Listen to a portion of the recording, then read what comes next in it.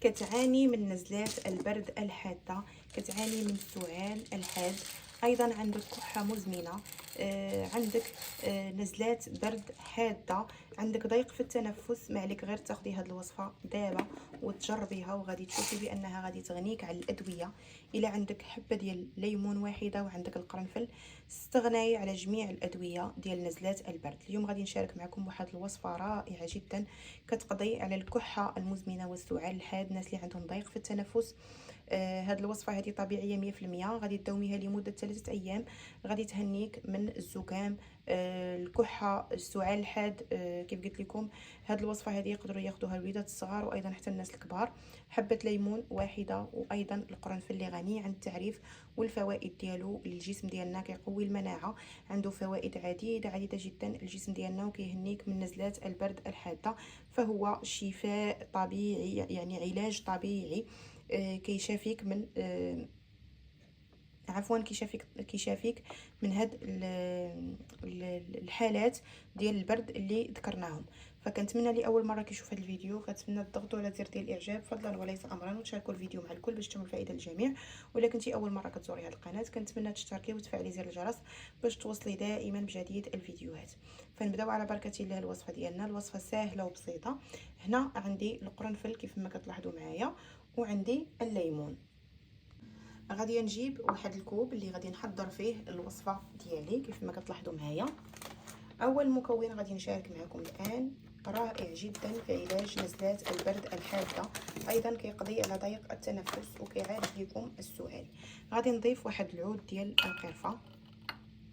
فضلت انني نضيفها عواد ما نضيفهاش مطحونه، باش ما تبقاش تلقاو دوك الحصى ديال القرفه. الا ما كانتش عندكم عواد ممكن انكم تضيفوها مطحونه، ما كاين حتى شي مشكل. هنا غادي ناخذ حبات من القرنفل رائع جدا لضيق التنفس. هذا المكون هذا دقه بطله للكحه ونزلات البرد الحاده، ديك الكحه اللي كتكون مصحوبه بالبلغم. فهذا المكون هذا هو اللي كيهنيكم من ديك الكحه اللي مصحوبه بالبلغم، وايضا كيف قلت لكم كيهنيكم من الزكام، وكيقوي لكم المناعه ديالكم. كتضيفي فقط حبات كيف ما كتلاحظوا معايا بهذا الشكل هذا.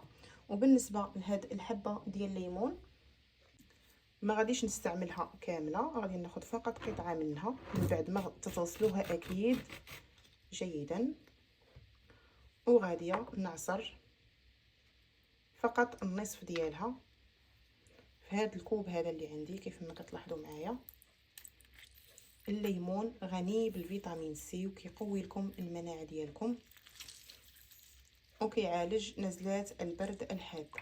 كنعصر تقريبا نصف صغير ديال حبه ديال الليمون، تقريبا واحد 2 معالق كبارين ديال العصير ديال الليمون الحامض. الان غادي نضيف ليهم تقريبا كنوضع الماء يتغلى مزيان، يطيب لكم الماء مزيان ومن بعد غادي نملؤوا هذا الكوب هذا اللي عندنا. من بعد ما كيغلى لينا الماء كنملؤوا هذا الكوب هذا اللي عندنا كيف ما كتلاحظوا معايا. فبالنسبه اخواتي لهذا الكوب هذا كتاخدي واحد فص من الثوم. فهو مضاد حيوي وكيعالج اخواتي، صدقوني ان هذا الثوم هذا راه كنز، كيعالج لكم الكحه المزمنه ايضا. فاما كتاخدي هاد الفص، اما يكون صغير ولا اذا كان فص كبير كتحاولي تقطعيه هكذا على 3، وكتاخدي حبه كتناوليهم بهذا الشكل هذا، غير كتشدي وكتبلعيهم مع هذا الكوب هذا. اكيد من بعد ما كيطلق كتغطيوه بواحد الطبيصيل حتى كيطلق معاكم وكتطلق لكم داك القرنفل الفوائد ديالو. ومن بعد كتشربي هذا الكوب هذا قبل ما تنعسي، وكتاخدي معاه هذا الفص ديال الثوم.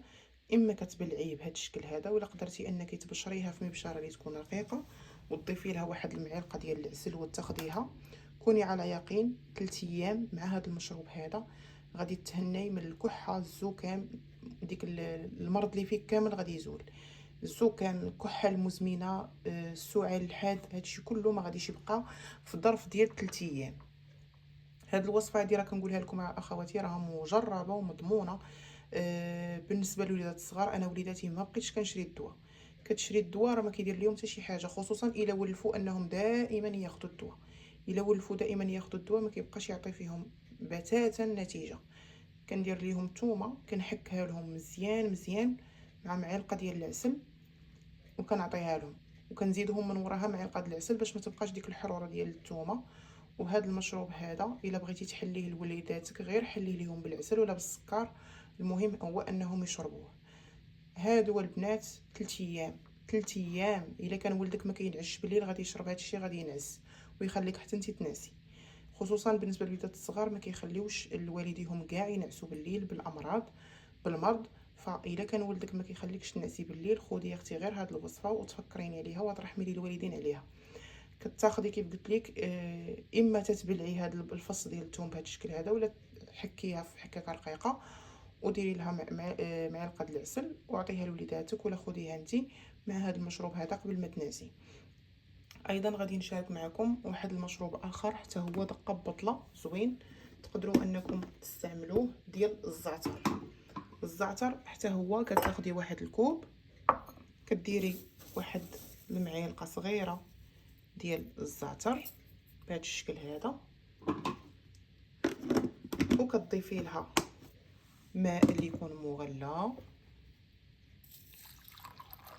وكتخليها حتى كتطلق، حتى هي كتغليها مزيان. اما كتستعملي هذا القرنفل ولا كتستعملي الزعتر، تقدري تستعمليهم بزوج الا بغيتي، ما كاين حتى شي مشكل، بنفس الطريقه حتى كيطلقوا معكم مزيان. الزعتر الا بغيتي تطبخيه ماشي مشكل، كتخليه يغلي واحد شويه في الماء وصفيه، ما بغيتيش كتخليه كيطلق هنا على خاطر، ومع فص واحد من الثوم.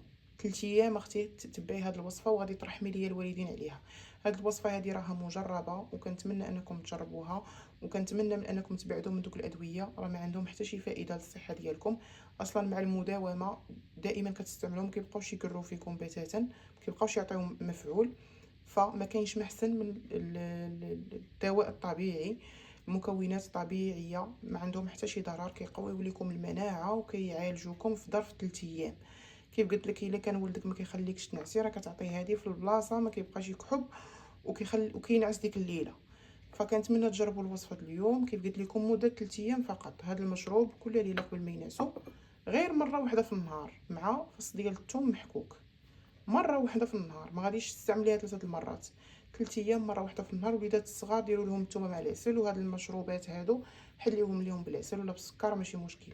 إيه كنتمنى ليهم الشفاء كاملين لكم ان شاء الله.